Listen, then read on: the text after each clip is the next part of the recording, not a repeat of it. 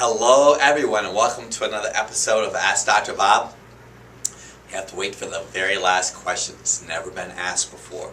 But we'll go to question number one. Dr. Bob, I have a question concerning spider veins. I'm not overweight, never have been. I suffer with spider veins only in the upper thigh area and the back of the leg.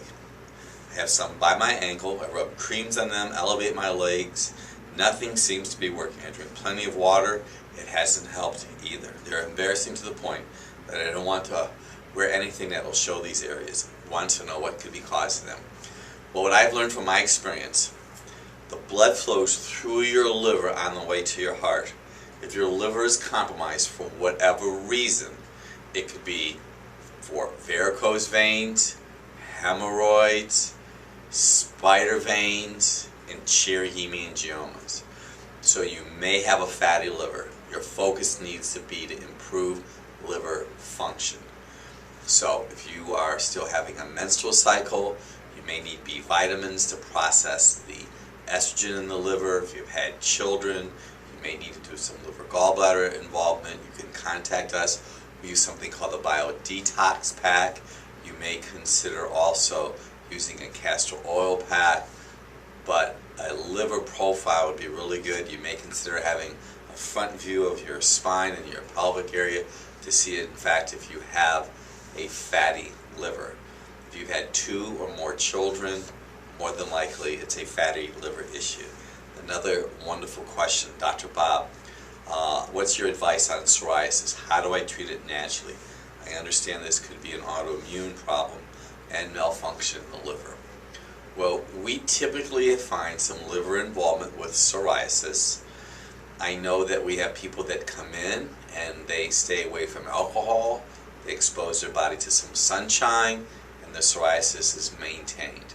It's all about the liver from our observation, because there is something called psoriatic arthropathy, which means you can have arthritis that's associated with a specific pattern of findings. If you listen to what I just said for the answer for number 1 question, you want to focus on the liver. It's really the key. You may consider hair tissue mineral analysis to make sure that you're not having any toxicity. We also do a urine test to see if people have a high concentration of xylene from chemicals. So it's possible. If you had a child or 2 already, it obviously could be liver. Dr. Bob, I want to lose weight. I've quit drinking soda and have not lost any.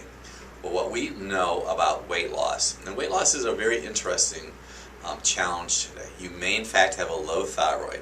Yes, soda itself has calories, about 160 calories per 12-ounce can. You might want to become calorie conscious.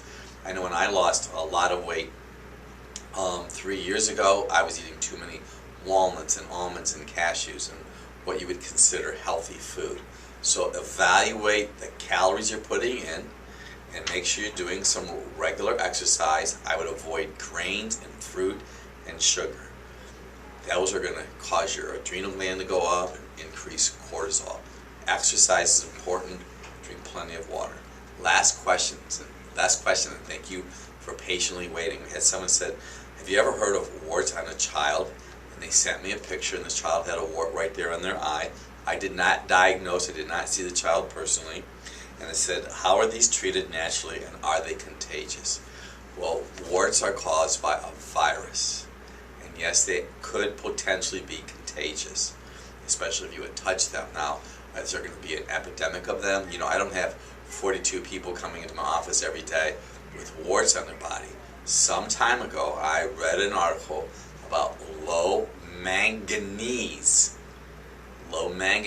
in warts. So you may consider doing a mineral tissue analysis and having your manganese tested. I also take a product personally called Agricept, which is a citric seed extract that helps manage viruses. We also use a product in our practice called IAG. Also in our practice, we use a spray. It's called the Complete Care Spray. We've had people who've had some skin lesions that came in recently and they sprayed it on there and it worked wonderfully. You may consider making a dilute solution of Agricept with a drop or 2, Agricept L, which is available on our website. Put it in some water, 2 drops, and maybe 2 ounces of water, and dab it on that wart. excellent questions today. Thank you. I'm Dr. Bob DeMaria, the Drugless Doctor.